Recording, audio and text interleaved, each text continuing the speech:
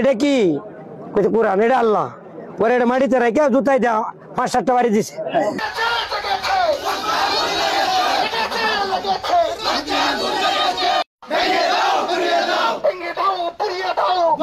নেত্রকোনার বারহাট্টা উপজেলার চন্দ্রপুর বাজারে 12 জুলাই শনিবার রাতে কুরআন মাজিদের অবমাননার ঘটনা ঘটেছে।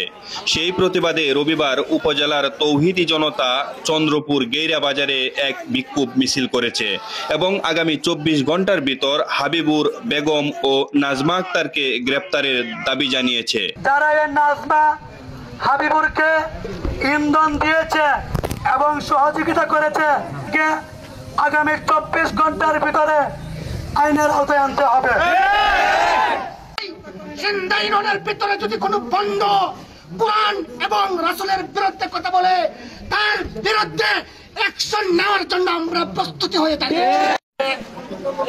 আমাদের মুসলমানদের সর্ববৃহত্তম গ্রন্থ আল কোরআনকে নিয়ে জানা যায় চন্দ্রপুর ও কামালপুরের কয়েকজন মিলে দীর্ঘদিন ধরে এক গাজাকুর পাগলকে আশ্রয় দিয়ে আসছে। সেই পাগলের হাতে গত রাতে হাবিবুর রহমান নামের এক মাছ ব্যবসায়ী চন্দ্রপুর বাজার মসজিদ থেকে একটি কোরআন শরীফ নিয়ে দিলে এই ঘটনা ঘটে। এই ঘটনাটা যখন আমি পার্টি অফিসের থেকে শুনছি, শুই না প্রতিবাদ করতে গেছি, তো পাইছি 20-25 জন লোক। হাবিবুরের ঘরে 20-25 জন লোক, 2 জন মহিলা আর পুরুষ লোক আছে আর 20-22 জন। ঘটনা রাইতের প্রায় 10টা বাজে, সময়টা হলো 10টা বাজে।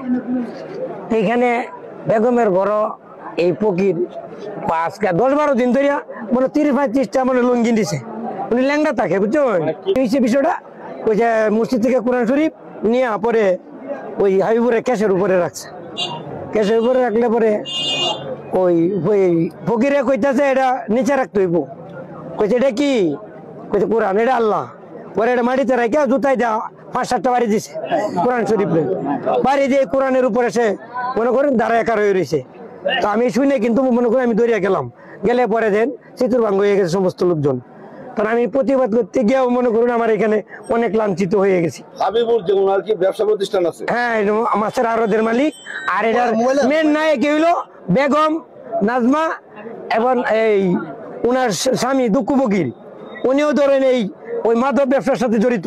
অভিযোগ ছাড়া এইসব অপরাধীদের গ্রেপ্তার করবে কিনা জানতে চাইলে বারহাট্টা থানার অফিসার ইনচার্জ কামরুল হাসান বলেন, আমি ওনাদের বলছি যেহেতু যে প্র্যাকটিক্যাল দেখছে ওনার একটা অভিযোগ দিলে সবচাইতে বেটার হয়। কারণ হলো যিনি চাক্ষুষ প্রমাণ যার উপস্থিতিতে কোনো অবমাননা করা হয়েছে, উনি যদি একটা অভিযোগ দেয় তো সবচাইতে বেটার হয়। কারণ হলো ওই শোনা কথা কান দেওয়া যাবে না। বাস্তবে যে ছিল ঘটনাস্থল, উনাকে যদি এসে পিছিয়ে একটা অভিযোগ দেওয়া হয়, আমি 24 ঘন্টার মধ্যে ইনশাল্লাহ তার বিদায়নামক ব্যবস্থা গ্রহণ করব ইনশাল্লাহ। তবে উনি যে ঘটনাস্থলে ছিল ওনার মধ্যে যে কোনো একজন এসে যদি অভিযোগটা দেয় তাহলে সবচেয়ে বেটার হয়।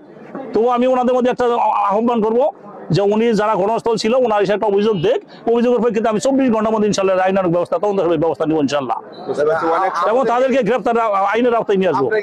অভিযোগকারী পাওয়া না গেলে এমন অপরাধের কি বিচার হবে না, এমন প্রশ্ন সবার মনে। আফজাল হোসেন, প্রথম সকাল 24.com।